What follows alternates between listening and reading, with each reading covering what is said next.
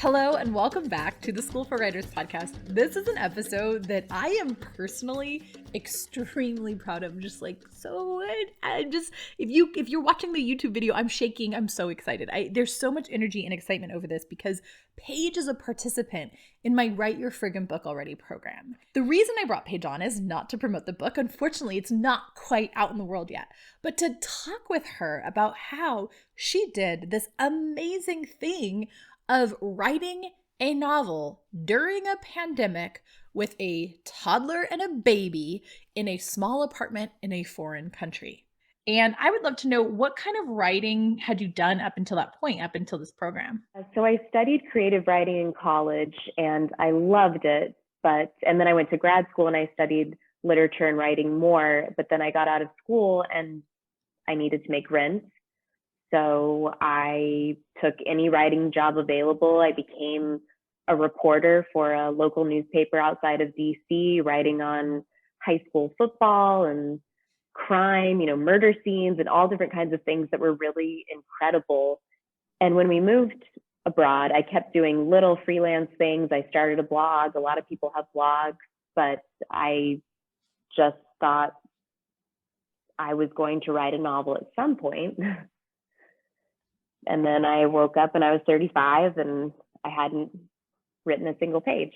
I think that we all have this idea that if we go off to school to be a writer, then we will write our novel, or then we can be a writer and we can call ourselves a writer. And yet life still happens even to people who are professionally trained writers, and we don't end up doing that thing we want to do. And I want to know, as somebody who was stuck home nurturing kids during a pandemic, what nurturing your book looked like to you.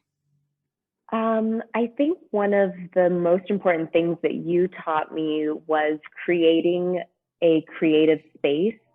So in the evening or whatever time I could steal, I would create my space. I would have a meditation and a candle and journal a little bit on paper to get the juices flowing. And that seems really indulgent when you could always be doing laundry or dishes or some parent related thing. I could always be doing that. But I think maybe the best part of this was just letting the dishes pile up and focus on myself, because I hadn't allowed myself to do that in a long time.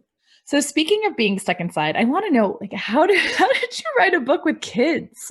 I can give advice. I live with 2 kids, so I can give some practical advice, but you have 2 young kids. How did that happen? How did that look for you? They are very needy, and because they're 1 and 3. So I could not write at all while they were awake. And after they went to sleep, I wrote. I sacrificed Netflix and even connecting with my husband, and just kind of being a couch potato. I had to buckle up and write, but I found that the more I wrote, the more energized I was by it, the more I was thinking all day, what am I going to add tonight, and taking little notes.